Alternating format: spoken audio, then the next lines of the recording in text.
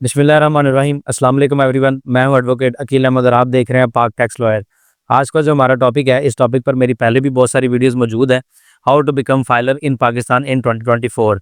ये अब नई वीडियो इस टॉपिक पर इसलिए बन रही है क्योंकि एफबीआई ने रिसेंट इसमें अपडेट्स कर दी हैं। वो अपडेट्स क्या की हैं वो आपको समझाने के लिए मैं एक टेबल की तरफ लेके चलूँगा आपको। हमारे सामने ये टेबल ओपन हो गया, मैंने ये हाईलाइट किया है। उससे पहले एफबीआई का जो है वो रूल था कि अगर कोई पर्सन 1 जुलाई से 30 सितंबर के अंदर अंदर फाइलर होता था तो वो 2 साल की टैक्स रिटर्न फाइल करता था और एक चालान जमा करवाता था। उसकी मैंने आगे एग्जांपल भी दी है। उसके बाद अगर वो 1 अक्टूबर से 28 फरवरी में होता था तो वो 2 साल की टैक्स रिटर्न जमा करवाता था और 2 साल का चालान जमा करवाता था। फिर उसके बाद वो पर्सन आते हैं जो 1 मार्च से लेकर 30 जून तक जो है वो रजिस्टर्ड होते थे, न्यू फाइलर बनते थे, तो वो एक चालान जमा करवाते थे और एक ही जो है वो रिटर्न जमा करवाते हैं। आगे मैंने उसकी एग्जाम्पल भी दी है। अब जो न्यू अपडेट इन्होंने की है वो ये की है 1 नवंबर से कि अगर कोई पर्सन 1 नवंबर 2024 से लेकर 30 जून 2025 तक न्यू फाइलर बनेगा, वो 1 साल की टैक्स रिटर्न जमा करवाएगा और 1 साल का चालान जमा करवाएगा। एग्जाम्पल मैंने उसके आगे दिया, अगर कोई पर्सन इस सारे जो पीरियड में फाइलर बनता है न्यू, वो 2024 की टैक्स रिटर्न जमा करवाएगा और 2024 का ही चालान जमा करवाएगा। इससे पहले ऐसा नहीं होता था। इससे पहले ये मार्च में जाके अनलॉक होता था जो आपका करंट ईयर होता था। तो एफबीआर की तरफ से ये अपडेट थी। अभी जो फाइलर पर्सन बनेगा वो 24 की रिटर्न जमा करवाएगा, 24 का चालान जमा करवाएगा अनटिल अनलेस जो है एफबीआर इसमें कोई नई अपडेट ना कर दे। तो वापस अपने डैशबोर्ड पर चलते हैं। तो हमारे सामने ये आईआरएस 2.0 जो है वो ओपन है। तो सबसे पहले हमारे पास यहाँ पर रजिस्ट्रेशन नंबर है, पासवर्ड है, फॉरगेट पासवर्ड है, लॉगिन है, ई एनरोलमेंट है और न्यू रजिस्ट्रेशन है। हमने पर्सन की न्यू रजिस्ट्रेशन करनी है तो इस पर क्लिक करेंगे। जैसे हम इस पर क्लिक करेंगे तो हमारे सामने ये डैशबोर्ड ओपन हो जाएगा। इसमें सबसे पहले है जी बेसिक इन्फॉर्मेशन। बेसिक इन्फॉर्मेशन में सबसे पहले आपने अपने जो है शनाख्ती कार्ड का नंबर लिखना है। उसके बाद अपना प्रीफिक्स सेलेक्ट करना है, भी आप Mister M, Missus M, Miss हैं या डॉक्टर हैं, वो आप सेलेक्ट कर लेंगे। उसके बाद आपने फर्स्ट नेम, मिडिल नेम और लास्ट नेम में अगर आपका नाम जैसे कि मेरा अकील अहमद है तो आप फर्स्ट में अकील लिखेंगे और लास्ट पे अहमद लिखेंगे। अगर मोहम्मद अकील अहमद होता तो फर्स्ट में मोहम्मद, मिडल में जो है अकील और लास्ट में अहमद लिखते हैं। अब कुछ लोगों का जो है वो एक ही नाम होता है, जैसे कि अकील होता या मोहम्मद होता, तो वो क्या करेंगे, वेबसाइट पे ये ऑप्शन जो है वो अलाउ होता है। तो आप फर्स्ट में मोहम्मद या अकील लिख के तो जो लास्ट नेम वाला टैब है उसमें आप खाली डॉट लगा दें। उसके बाद है जी करंट सर्विस प्रोवाइडर, आपने सेलेक्ट करना है जी आपका जो नेटवर्क यूज़ कर रहे हैं वो कौन सा है। उसके बाद आप यहाँ पर अपना सेल नंबर लिखेंगे और उसी सेल नंबर को आप यहाँ पर कन्फर्म करेंगे। और आगे आपको ये दे रहा है जी रजिस्टर्ड ऑन योर CNIC। तो अक्सर लोग हमसे ये पूछते हैं कि हमारा जो नंबर है वो हमारे शनाख्ती कार्ड पर होना ज़रूरी है। तो अगर वो आपके शनाख्ती कार्ड पर ज़रूरी नहीं भी है नंबर आपका, तो फिर भी आप रजिस्टर्ड कर सकते हैं। लेकिन इसमें एफबीआर जो है वो कभी कभी अपडेट कर देता है कि रजिस्टर्ड नंबर के बगैर रजिस्ट्रेशन नहीं होती। वो या तो इनके सिस्टम को ग्लिच आता है या ये अपडेट करते हैं, बाद में फिर उसको रिवर्स कर लेते हैं। इनके बारे में हम कुछ नहीं कह सकते। उसके बाद आपने मेल लिखनी है और अपनी मेल को कंफर्म करना और मेक श्योर करना है सेल नंबर और मेल आपके पास जो है वो अवेलेबल हो, क्योंकि जब आपने ये नंबर लिखने हैं उसको सबमिट करेंगे तो आपको इस पर OTPs आएंगे और पासवर्ड भी आएगा। उसके बाद ही नीचे वाला टैब है एड्रेस इन्फॉर्मेशन। एड्रेस इन्फॉर्मेशन में सबसे पहले जी टाइप, आपने टाइप सेलेक्ट करनी है। वो जो एग्रीकल्चर है, कमर्शियल है, इंडस्ट्रियल है, रेजिडेंशियल है, एजुकेशनल प्रॉपर्टी है, हम रेजिडेंशियल सेलेक्ट करेंगे। उसके बाद जी वो फार्म कौन सी है, अपार्टमेंट है, बंगलो है, कंपार्टमेंट है, फ्लैट है, हाउस है, वो सेलेक्ट करना है। उसके बाद उसका मेजरमेंट यूनिट आपने बताना है जी, वो स्क्वायर यार्ड में है, मरला में है, स्क्वायर फीट में है, कनाल में है। उसके बाद यहाँ पे उसका टोटल एरिया बताना है। उसके बाद ये ऑप्शन आ जाता है यूनिट नंबर, कम्प्लेक्स स्ट्रीट और एरिया लोकेलिटी। इसमें लोग कंफ्यूज होते हैं जी हमें तो पता ही नहीं हमारा यूनिट नंबर कौन सा है, हम क्या लिखें यहाँ पे। तो जो आपके घर का एड्रेस है वो आप 3 हिस्सों में उसको डिवाइड करें। डिवाइड करके आप इन 3 जो खाने बने हुए हैं इनमें ये लिख दें। उसके बाद आपकी सिटी है, सिटी पर आपने आना है और यहाँ से आगे अपनी जो तहसील है आपकी वो लिखनी है। यहाँ पे मैं लिख लेता हूँ जी शरतपुर, इसको यहाँ से सेलेक्ट करूँगा तो ये शरतपुर शेखपुर आ गई, ये मेरी तहसील भी उठा लेगा और मेरी डिस्ट्रिक्ट भी उठा लेगा। उसके बाद आता है जी कैपेसिटी वाला। अब कैपेसिटी वाले भी बहुत से लोग पूछते हैं जी हमारे पास जो है वो घर किराए पे है और लेकिन किराया नामा भाई के नाम पे है, वालिद के नाम पे है, वालदा के नाम पे, या वो ऑनर है वहाँ के, हम तो वहाँ पे कोई भी नहीं रहते, वहाँ पे हमारे नाम पे जो है वो कोई प्रॉपर्टी नहीं है। तो ये आप एक जस्ट फॉर्मेलिटी है, आप इसे कुछ भी सिलेक्ट कर सकते हैं। और ये जस्ट इसलिए होता है कि अगर उस एड्रेस पे एफबीआर आपको कोई लेटर भेजे तो वो आपको मिल जाए, लेकिन मोस्टली एफबीआर जो है वो आपको मेल्स ही करता है, वो आपकी मेल पे आ जाती है। उसके बाद शेयर है, शेयर पे भी आप कुछ सेलेक्ट कर सकते हैं, ये जस्ट एक फॉर्मेलिटी है। उसके बाद नीचे ये इंटर कैप्चा है, ये जो कैप्चा है आपने फिल करना है। फिल करने के बाद आपने ये से यहाँ से सबमिट करना है। आपके मेल और नंबर पर जो है वो OTPs जाएंगे, वो आपने नंबर वाले जगह पे लिखना है और मेल वाला मेल की जगह पे लिखना है। वो लिखने के बाद आप इसे अगेन सबमिट कर देंगे तो आपके नंबर पर रजिस्ट्रेशन नंबर, पासवर्ड और पिन आ जाएगा। रजिस्ट्रेशन नंबर आपका शनाख्ती कार्ड नंबर ही होता है, तो आप एफबीआर में आपका एनटीएन क्रिएट हो चुका है। अब यहाँ पे क्वेश्चन आता है, लोग समझते हैं जी हमने एनटीएन क्रिएट करके हम फाइलर बन गए। फाइलर आप ऐसे नहीं बनते। आप एनटीएन क्रिएट करने के बाद अपनी जो रिक्वायर्ड टैक्स रिटर्न होती है वो फिल करते हैं, अपना चालान जमा करवाते हैं। चालान जमा करवाने के बाद आपका स्टेटस एक्टिव होता है, तो फिर आप एक्टिव फाइलर कंसीडर होते हैं। अदरवाइज आप रजिस्ट्रेशन करने से एक्टिव फाइलर कंसीडर नहीं होते। तो जैसे ही हमको पासवर्ड वगैरह आ जाएंगे तो हम यहाँ पे बैक टू लॉगिन पर जाएंगे। हमारी रजिस्ट्रेशन ऑलरेडी हुई है, तो हम यहाँ पर जो है अपना आईडी पासवर्ड लिखेंगे। यहाँ पर जो पर्सनल इन्फॉर्मेशन है वो मैं हाइड कर दूंगा, क्योंकि यूट्यूब की प्राइवेसी पॉलिसी है, आप वो नहीं दिखा सकते। तो आईडी पासवर्ड लिखने के बाद आपने लॉगिन पर क्लिक करना है। जैसे आप लॉगिन पर क्लिक करेंगे तो आपके सामने ये डैशबोर्ड ओपन हो जाएगा। तो सबसे पहले आपके पास आ रहा जी file your income tax return, ये रिक्वायर्ड डॉक्यूमेंट्स है, नॉर्मल रिटर्न है, सैलरी रिटर्न है, मैनेजर प्रोफाइल है, एफबीआर मालूमात है, file your withholding statement है, फाइल योर सेल टैक्स है, सेल टैक्स इनवॉइस मैनेजमेंट है, डू यू नीड हेल्प। और ये एफबीआर ने एक नया जो है वो टैब इसको अलाउ कर दिया। पहले ये मौजूद था लेकिन यहाँ पे वर्किंग नहीं था, ये फंक्शनल नहीं था, अब फंक्शनल कर दिया। जैसा कि मैंने आपको उस पीरियड में बताया कि अभी जो 1 नवंबर 2024 से लेकर 30 जून 2025 तक न्यू फाइलर बनेगा, तो वो अपनी 2024 की टैक्स रिटर्न जमा करवाएगा। ठीक है, उसके बाद आप जो है यहाँ से भी अपनी टैक्स रिटर्न ओपन कर सकते हैं नॉर्मल टैक्स रिटर्न से। और जो पुराना टैब है, ये रिसेंट अपडेट इन्होंने की थी, ये यहाँ पे। और पुराने टैब में आप डिक्लेरेशन पर जाते हैं, रिटर्न स्टेटमेंट ओरिजिनल पर जाते हैं, और यहाँ से आप नॉर्मल रिटर्न में भी जाके ओपन कर सकते हैं। हम यहाँ से इसको ओपन करेंगे। अब जो टैक्स रिटर्न आपने फाइल करनी होती है, जो टैक्स पीरियड होता है वो 1 जुलाई से 30 जून तक होता है। हमने 2024 की फाइल करनी है, तो हम यहाँ पर लिखेंगे 2024, तो ये खुद बताएगा 1 जुलाई 2023 30 जून 2024। यहाँ से हम कंटिन्यू कर देंगे। कंटिन्यू करेंगे तो हमारे सामने ये सारा डैशबोर्ड जो है वो ओपन हो जाएगा रिटर्न फाइल करने का। यहाँ पे मैं आपको बताता चलूँ, मैं जो भी एंट्रीज यहाँ पे करूँगा वो फेक होंगी, क्योंकि ये हम आप लोगों को समझाने के लिए करते हैं। ठीक है, कि आपको समझ आ सके कि आप अपनी टैक्स रिटर्न अगर खुद फाइल करना चाहते हैं तो उसको फाइल करें। अगर आपको ये समझ आ जाए तो खुद करें, नहीं तो अदरवाइज आप किसी प्रोफेशनल की सर्विसेज भी ले सकते हैं। हम भी इस काम की सर्विसेज देते हैं। तो हमारे सामने सबसे पहले जो टैब ओपन है वो एम्प्लॉयमेंट का है। इसमें जी सैलरी वाला टैब है, यहाँ पे आपकी सैलरी इंटर होती है। उसके बाद है जी प्रॉपर्टी वाला टैब, इसको ओपन करेंगे तो जो आपको रेंटल इनकम आती है वो यहाँ पर आप ऐड कर सकते हैं। उसके बाद है जी बिजनेस वाला टैब, ये मैंने आपका प्रॉफिट एंड लॉस अकाउंट यहाँ पर आता है। अदर रेवेन्यूज में अगर कोई सर्विसेज देते हैं वो यहाँ पर आती हैं। आपके मैनेजमेंट एक्सपेंसेस आते हैं, इनएडमिसिबल एडमिसिबल डिडक्शंस होती हैं, एडजस्टमेंट्स आप यहाँ पे कर सकते हैं। यहाँ पे आपने अपने बिजनेस का कैपिटल लिखना होता है। उसके बाद कैपिटल गेन अगर आपको आया तो वो आप यहाँ पर लिख सकते हैं। उसके बाद अदर सोर्स है, अदर सोर्स में आपका वेब सर्टिफिकेट से जो आपको पैसे आते हैं, रॉयल्टी से आपको पैसे आए हैं, प्रॉफिट ऑन डेट अगर 5 मिलियन से एक्सीड करता है। बहुत सारे लोग हमसे इस चीज़ पर बहस कर रहे होते हैं जी उसका ऑप्शन तो यहाँ पे है, आप उसकी एंट्री फाइनल टैक्स में क्यों करते हैं। तो भाईजान इसको गौर से पढ़ा करें। ये प्रॉफिट ऑन डेट है if amount under section 7B exceeds 5 million. जब ये 5 मिलियन से एक्सीड कर जाएगी तो ये 15% वाली जो क्लॉज है उससे निकल के ये नॉर्मल में फाइल कर जाएगी। फिर इसकी एंट्री आप यहाँ पर करेंगे। ग्राउंड रेंट है, रेंट फॉर सब लीज ऑफ लैंड बिल्डिंग है, अपनी पेंशन है, वो आप यहाँ पर लिख सकते हैं। उसके बाद है जी फॉरेन सोर्स और एग्रीकल्चर। फॉरेन सोर्स की अगर आपको कोई फॉरेन सोर्स है वो भी आप यहाँ पर लिख सकते हैं, फ्रीलांसर फॉरेन सोर्स में नहीं आती। उसके बाद एग्रीकल्चर इनकम है, वो भी आप यहाँ पर अपनी एग्रीकल्चर इनकम लिख सकते हैं। उसके बाद है जी टैक्स चार्जेबल पेमेंट्स, यहाँ पर जी आपको डिडक्टिबल अलाउंसेस हैं, टैक्स चार्जेबल हैं, टैक्स रिडक्शंस हैं, टैक्स क्रेडिट्स हैं, टैक्स एडजस्टेबल टैक्स हैं। जो आपने टैक्स पे किया वो यहाँ पर आप एडजस्ट कर सकते हैं। उसके बाद ये कैपिटल एसेट्स हैं, आपका जो 7E का फार्म है वो भी उसकी जो प्रॉपर्टीज़ हैं वो यहाँ पे आप डिक्लेयर करते हैं। उसके बाद ये final fix minimum average relevant reduce tax, ये यहाँ पर उन चीज़ों की एंट्री होती है जिन पर फिक्स टैक्स है। फिर फाइनल हो गए, इन पर यही टैक्स है, इससे इजाफी टैक्स नहीं है। जैसे कि ये इम्पोर्ट है, डिविडेंड है, रिटर्न ऑफ इन्वेस्टमेंट है, इसमें फ्रीलांसर की अमाउंट भी आती है। और 15% 5 मिलियन से अगर एक्सीड ना करे आपका प्रॉफिट ऑन डेट तो उसकी एंट्री भी आप यहाँ पर करते हैं। ये देखें अमाउंट नॉट एक्सीड 5 मिलियन।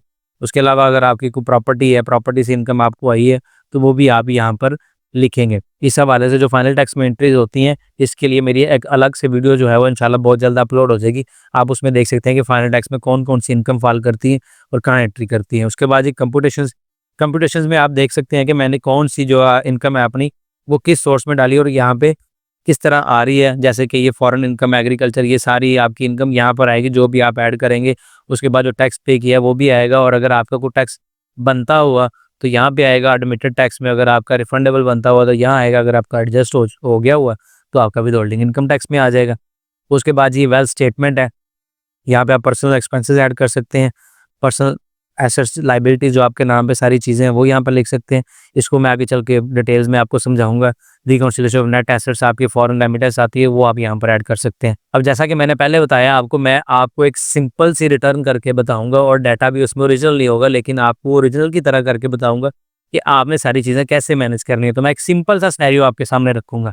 मैं जाता हूँ जी एम्प्लॉयमेंट वाले सेक्शन में और सैलरी में, भाई यहाँ पर पर्सन की जो है वो सैलरी ऐड करता हूँ। सैलरी ऐड करने के बाद यहाँ से मैं कैलकुलेट करूँगा। उसके बाद जब आप सैलरी यहाँ पर ऐड कर लेंगे तो उसके बाद आप इसे यहाँ से कॉपी करेंगे। कॉपी करने के बाद आपने वेल्थ स्टेटमेंट पर आना है, रिकॉन्सिलिएशन ऑफ नेट एसेट्स पर आना है और उसके बाद आपने नॉर्मल इनकम टैक्स में इसकी एंट्री कर देनी और यहाँ से कैलकुलेट कर देना। ठीक है, हर यहाँ पे एंट्री आपकी लाजमी होगी। अगर आपकी वो इनकम नॉर्मल टैक्स में आती है तो यहाँ लिखेंगे, अगर एग्जम्प्ट है फ्रॉम टैक्स में आती है जैसे पेंशन है, एग्रीकल्चर इनकम है, वो यहाँ पर लिखेंगे।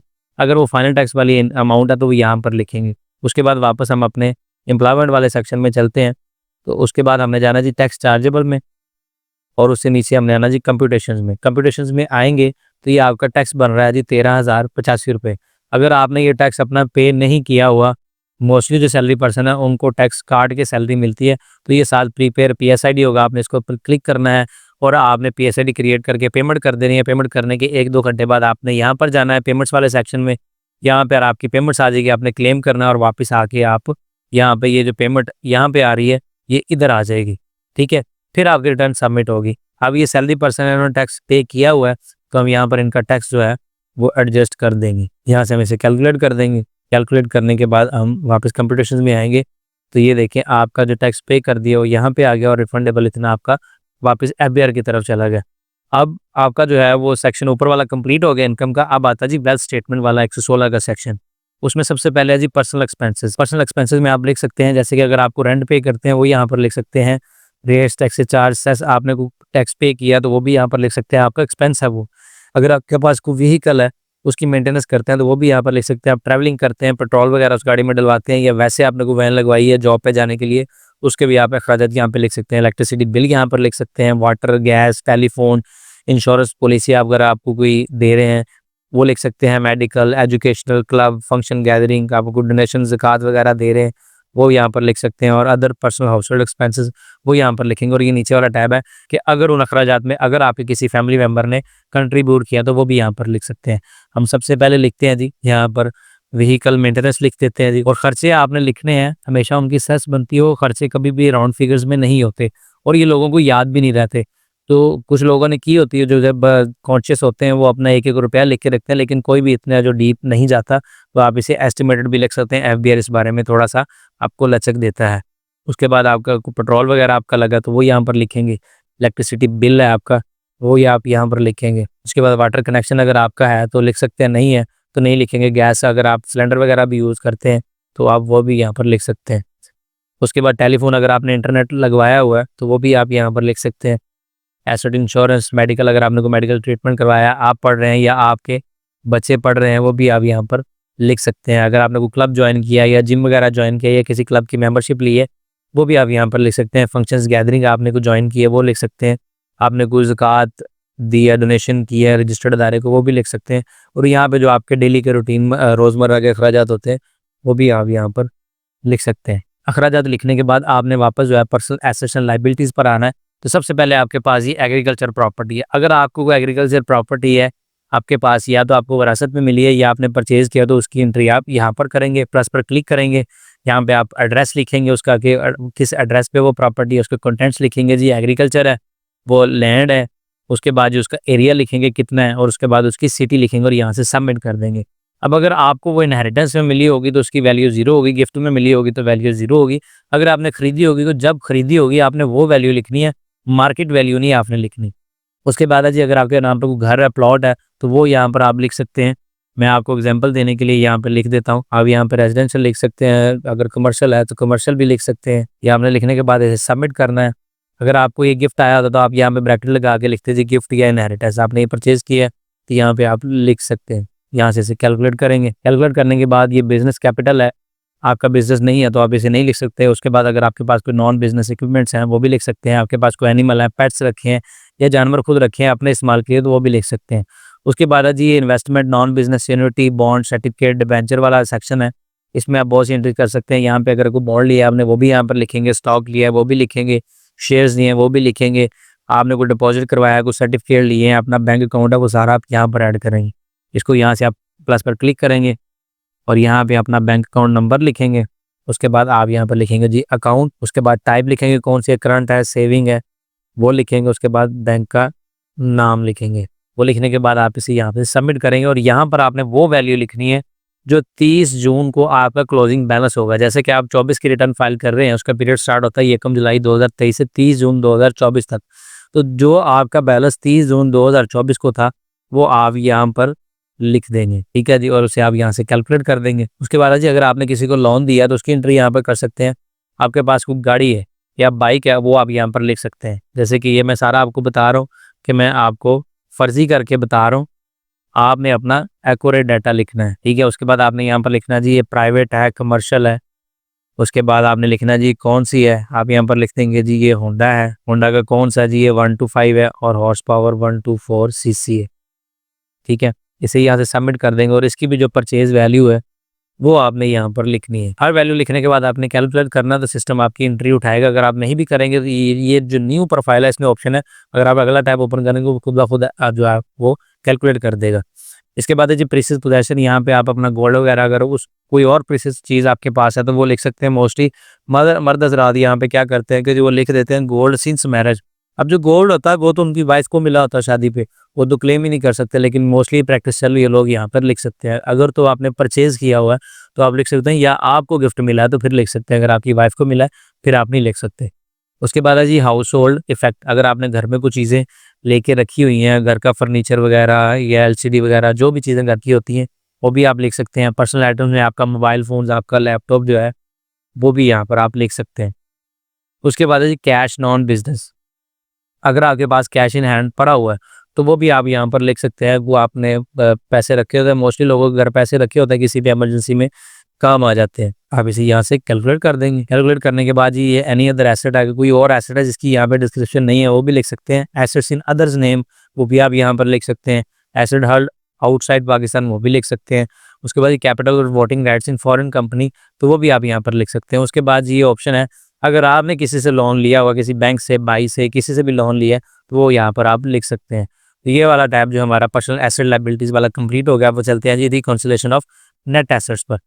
अब रिकॉन्सिलेशन ऑफ नेट एसेट्स पर जाएंगे तो हमारे पास ये अनरिकंसाइल्ड अमाउंट जो है ये तकरीबन 42,82,460 आ रही है। अब ये प्लस में आ रही है। प्लस में आने का मतलब क्या है कि हमारा जो इनफ्लो है, अब ये प्लस में आने का मतलब है कि हमारा जो इनफ्लो है वो कम है और हमारा आउटफ्लो, हमारे एक्सपेंसेस जो हमारे एसेट्स हैं वो ज़्यादा हैं। तो इसका तरीका ये होता है, या तो आपके एसेट से कुछ चीज़ माइनस होती है तो ये फिर पैसे माइनस होते हैं, लेकिन ये उनके पास जो प्रॉपर्टीज़ पीछे से चलती आ रही हैं, ये वाली प्रॉपर्टी है, उसके बाद ये बैंक अकाउंट का बैलेंस है, ये बाइक है उनके पास, ये उनके पास पिछले सालों से चलती आ रही है, कुछ कैश है उन्होंने सेव रखा हुआ है। अगर ये माइनस में आ रही हो तो इसका मतलब है कि आपका इनफ्लो ज़्यादा है और आउटफ्लो आपका कम है, आपके एसेट्स कम है, या तो आपकी सेविंग में जाएगा या आप उससे कोई एसेट परचेज कर लेंगे। तो हम इसे सिंपल यहाँ से कॉपी करेंगे। कॉपी करने के बाद हम इसे यहाँ पर पेस्ट कर देंगे जी नेट एसेट प्रीवियस ईयर में। कि हमारे पास ये पैसे जो थे ये प्रीवियस ईयर से थे और इसे यहाँ से कैलकुलेट कर देंगे। जैसे हम इसे कैलकुलेट करेंगे तो ये हमारी अमाउंट जो है अनरिकंसाइल्ड अमाउंट 0 होगी है। अब आपकी रिटर्न सबमिट हो सकती है। जब तक ये 0 नहीं होगी आपकी रिटर्न सबमिट नहीं होगी। और 0 करने का मतलब ये भी नहीं है कि आपका जहाँ दिल करे एंट्री कर दे, एफबीआर आपके खिलाफ सख्त एक्शन ले सकता है। तो हमारी जो ये रिटर्न है कंप्लीट होगी, हमने इसे यहाँ से सेव करना है। सेव करने के बाद आप ये सबमिट वाले ऑप्शन पर जाना है और यहाँ पर आपसे ये पूछेगा जी पिन लिखें जो आपको रजिस्ट्रेशन के वक्त आया। अगर आपको वो पिन भूल गया है तो परेशान होने की ज़रूरत नहीं है, आपने इस डमी पर जाना है और यहाँ से चेंज पिन अपना न्यू जो है वो पिन आपने जनरेट कर लेना है। पिन जनरेट करने के बाद आप इसे ओके करेंगे। ओके करने के बाद आप यहाँ पर अपना पिन लिख के इसे यहाँ से सबमिट कर देंगे और आपकी रिटर्न सबमिट हो जाएगी। मैं इसे इसलिए सबमिट नहीं कर रहा क्योंकि मैंने आपको बताया मैंने ये फेक एंट्रीज की हैं। आप इसे सबमिट कर देंगे। सबमिट करने के बाद आप इस टैब पर वापस आ जाएंगे और अब आपने अपना चलान जमा करवाना है एक्टिव फाइलर बनने के लिए। तो हमारे पास ये लास्ट पे जो है ई पेमेंट्स गाइड है। पहले जो चलान बनता था वो ई एफबीआर से बनता था, वहाँ जाके आपको अपनी सारी डिटेल्स देनी पड़ती थी। ये ऑप्शन यहाँ पे था लेकिन फंक्शनल नहीं था, अब एफबीआर ने ये भी फंक्शनल कर दिया। तो आपने ई पेमेंट्स पर क्लिक करना है तो आपके सामने ये सारा डैशबोर्ड ओपन हो जाएगा और ये आपकी सारी जो है वो डिटेल्स भी उठा लेगा।